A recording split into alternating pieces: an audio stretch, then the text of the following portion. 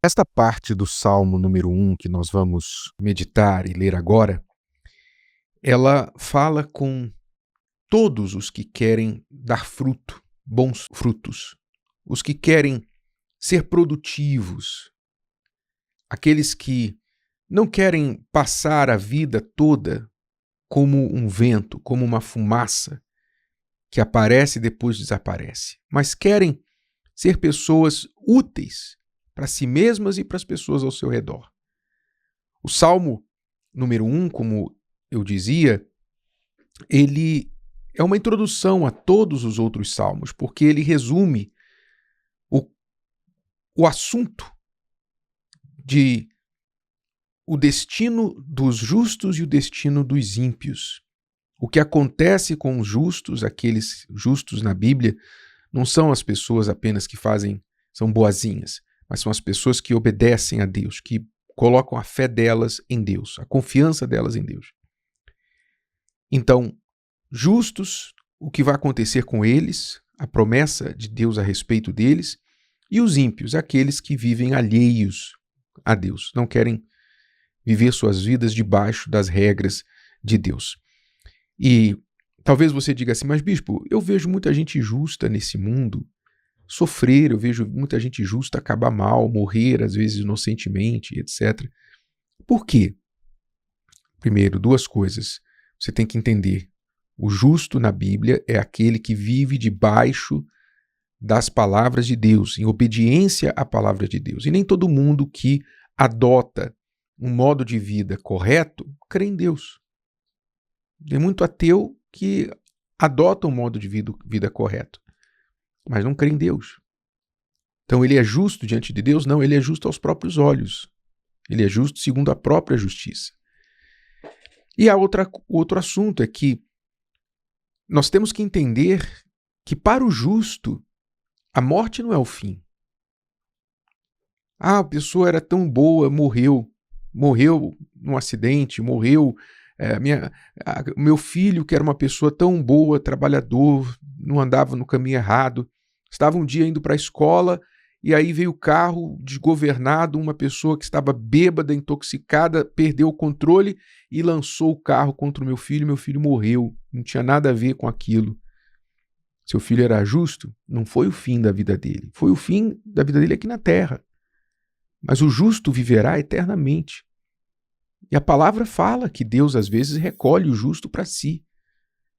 Às vezes há pessoas que o mundo não é digno delas. Então Deus as leva. Deus leva logo. Então, entenda que nós olhamos do ponto de vista humano, mas Deus olha do ponto de vista dele, que é sempre melhor e maior do que nós. Ele vê o todo, a gente só vê um ponto. Então, esse salmo, ele está tratando dos ímpios e dos justos.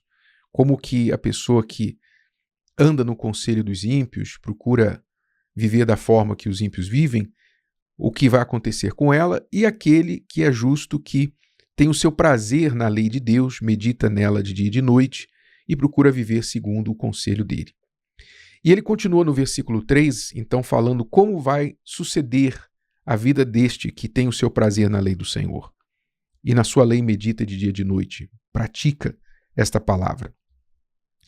Diz assim, pois será como a árvore plantada junto a ribeiros de águas. Imagine uma árvore frondosa, plantada pertinho do ribeiro, assim, do lado, o rio passando ali do lado,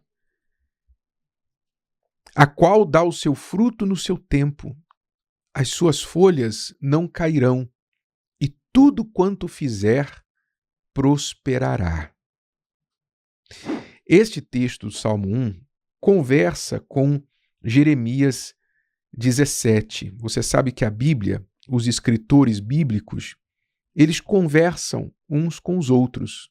Mesmo nunca tendo se conhecido, vivendo em épocas, às vezes, de séculos, de milhares de anos de diferença, mas porque o Espírito que os inspirou a escrever o que escreveram é o mesmo, então é como se eles estivessem sentados conversando uns com os outros. E conversam com a gente também, ainda hoje. Porque o Espírito é um só. Quando a pessoa se submete ao Espírito Santo, então esse mesmo Espírito que inspirou os autores lá atrás, os escritores, melhor dizendo, não autores, o autor é um só da Bíblia, mas os escritores foram muitos. Então o mesmo Espírito que inspirou os escritores a escrever os que escreveram, também nos inspira a entender o que eles escreveram.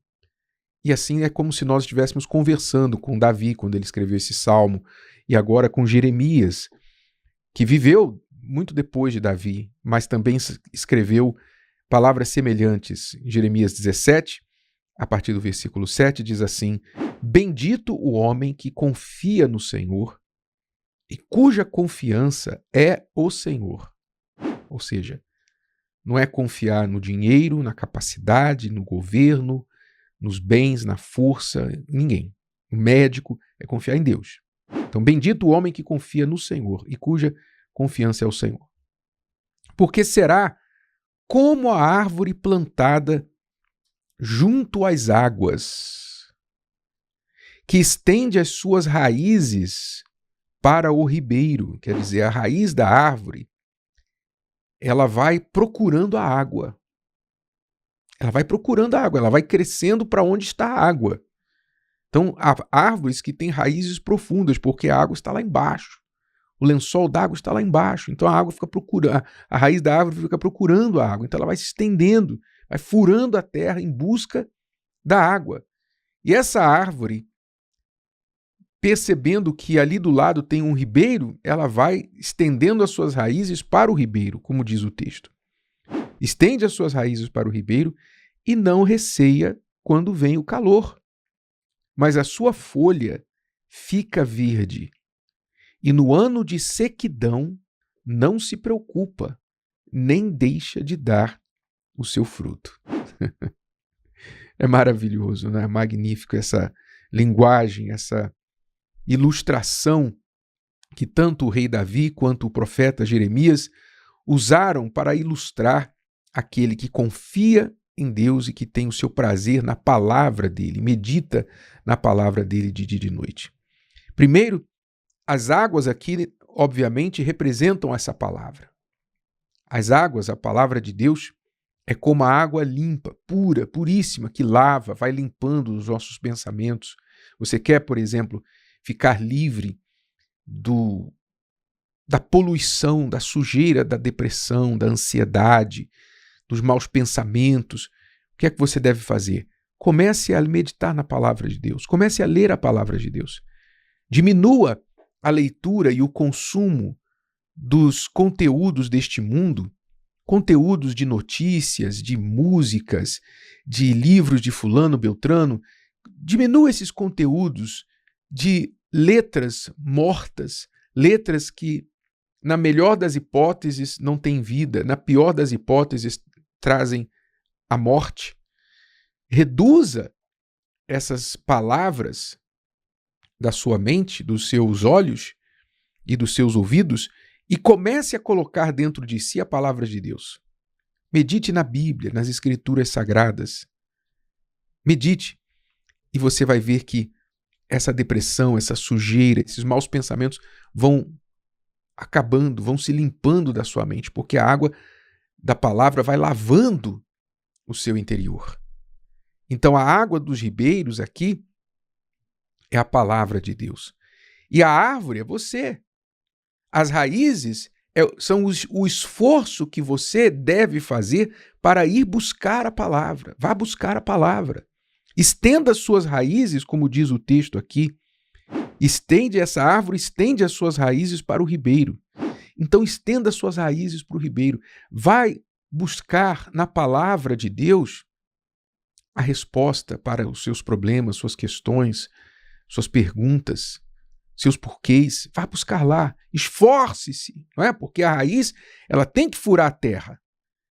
E você tem que se esforçar. Não vai vir pronto para você. Não adianta você ir lá na inteligência artificial e dizer, me diz isso, me diz aquilo, me dá uma palavra aí e tal, e você ficar preguiçoso, querendo tudo mastigado para você. Não. Infinitamente maior e melhor do que a inteligência artificial é a inteligência espiritual. Busque a inteligência espiritual. Exercite a sua cabeça, a sua mente.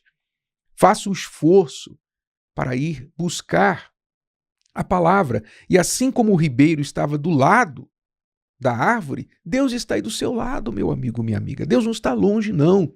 Deus não está no céu, lá longe, indiferente a você e não te ouvindo, longe de você. Deus está no céu, sem dúvida, mas também está aí do seu lado através do Espírito dele. Então, quando o texto fala a árvore será como a árvore plantada junto a ribeiros de águas, quer dizer, você está perto, do ladinho. A palavra está aí na sua casa, você tem uma Bíblia, você tem no seu celular provavelmente a Bíblia, você tem a Bíblia física aí na sua casa, um livro. É só você se esforçar só um pouquinho. Vá buscar na palavra, porque o resultado vai ser esse aqui. Você não vai recear quando vier o calor, quer dizer, o calor são as circunstâncias, as lutas que vêm, o calor vem. Como as estações do ano, todos nós estamos sujeitos às estações. Nossa vida também é de estações. Nós passamos por invernos rigorosos, nós passamos por calores rigorosos, não é? Passamos por outonos, passamos também por primaveras. Então, a vida tem as suas estações, mas quando a árvore está com as suas raízes estendidas para o ribeiro, ela não se preocupa, diz lá, no ano de sequidão não se preocupa, nem deixa de dar o seu fruto. Quer dizer, você não tem preocupação, você não tem medo, não tem receio.